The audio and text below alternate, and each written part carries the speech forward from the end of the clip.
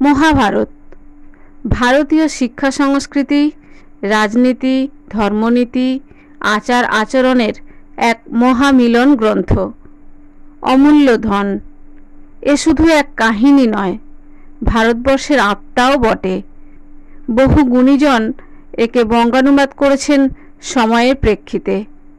আমরাও চেষ্টা করছি সহজ ও সরল ভাষায় গল্পের মতো করে এই মহাগ্রন্থ উপস্থাপনের। এই দীর্ঘ যাত্রাপথে আপনাকেও পেতে চাই সঙ্গী হিসেবে। দেখুন, শুনুন, মতামত দিন। লাইক, শেয়ার আর সাবস্ক্রাইব করে পাশে থাকুন, অনুরোধ রইল।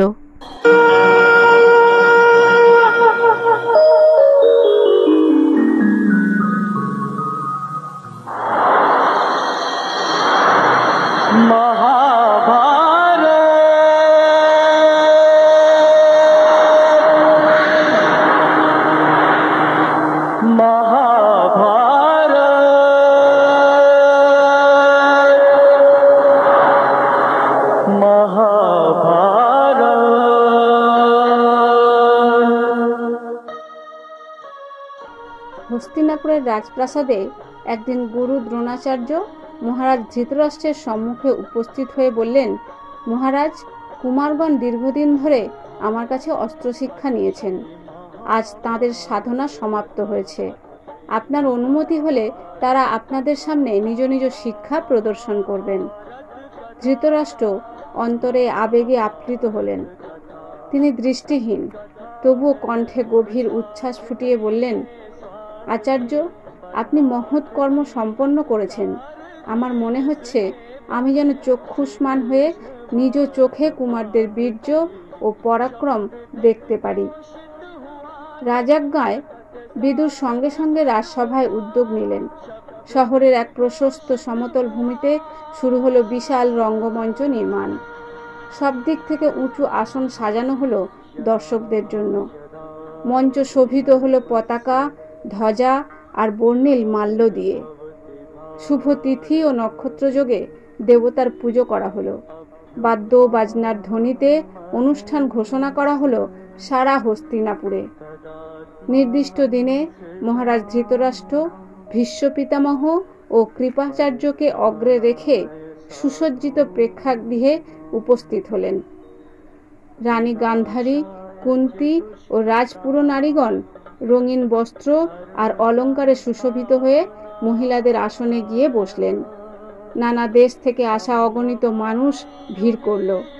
তাদের উল্লাস আর কোলাহলে সেই রঙ্গমঞ্চ যেন এক মহা সমুদ্রের মতো উত্তাল হয়ে উঠল।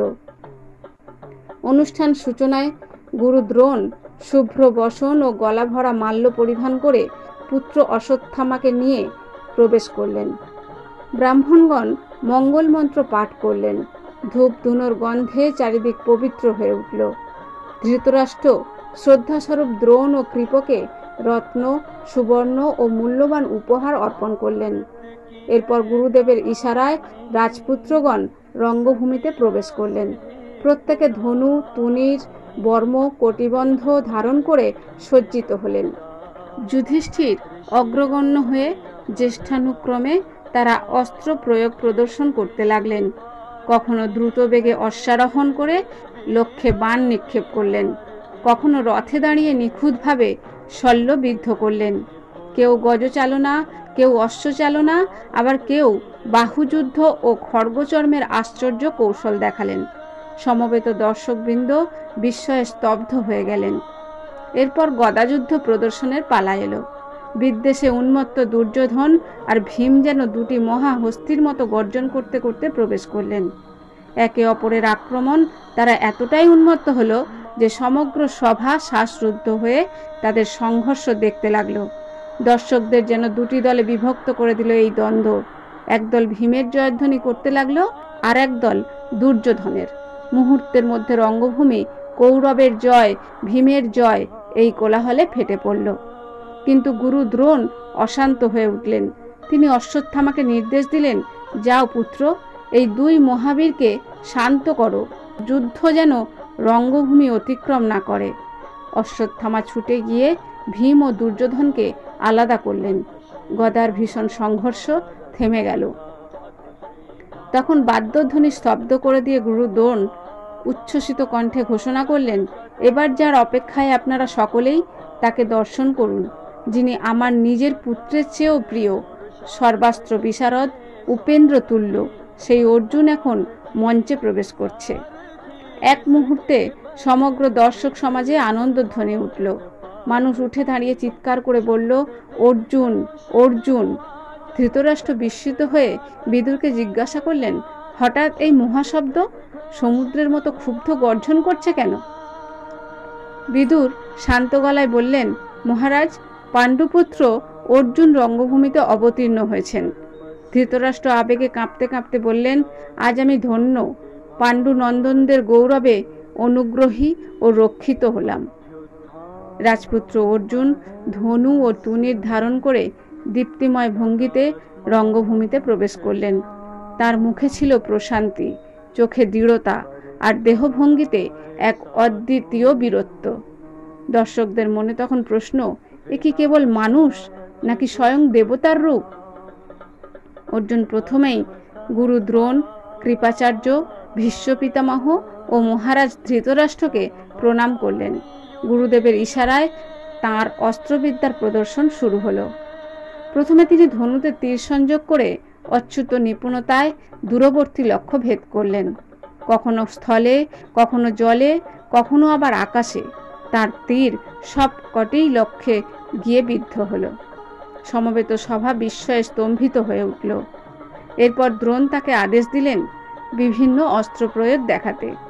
অর্জুন একে একে প্রদর্শন করলেন আগ্নেয়াস্ত্র, বারুণাস্ত্র, ব্যয়ব্যাস্ত্র ও নানা প্রকার দেবাস্ত্র। তার তুনীর থেকে বেরিয়ে আসা তীর কখনো আগুনের শিখা প্রজ্বলিত করল, কখনো প্রবল বর্ষণ নামালো, আবার কখনো তীব্র ঝড় সৃষ্টি করল। রঙ্গভূমির দর্শকরা অভিভূত হয়ে বিস্ময়ের ধ্বনি তুললেন। এরপর আনা হলো একটি বিশাল লৌহ বরাহ। তার মুখ ঘূর্ণায়মান চক্রের মতো ক্রমাগত ঘুরছিল। অর্জুন এক মুহূর্ত দেরি না করে একসঙ্গে 5টি বাণ ছুড়লেন এবং আশ্চর্য, ঘূর্ণমান বরাহের মুখ একযোগে বিদ্ধ হলো সেই 5টি তীর দ্বারা। জনতার হর্ষধ্বনিতে আকাশ যেন ফেটে পড়ল।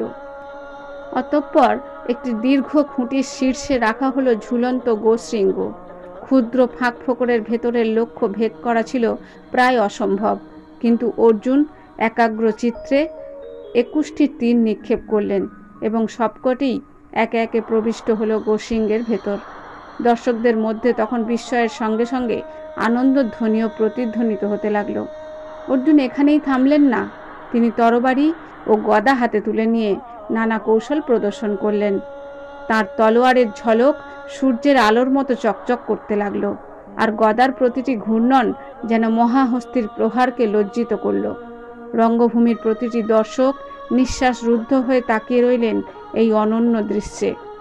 বিদুর সেই মুহূর্তে ধৃতরাষ্ট্রকে জানালেন, মহারাজ, আজ স্পষ্ট প্রতীয়মান হলো অর্জুন কেবল এক বীর যোদ্ধাই নন, তিনি সর্বাস্ত্র বিশারদ মহারথী।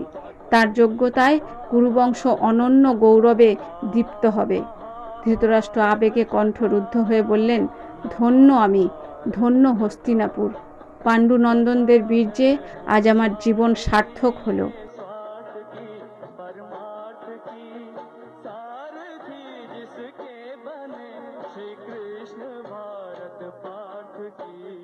शब्द दिग्घोषित हुआ जब सत्य साधक सर्वथा शब्द दिग्घोषित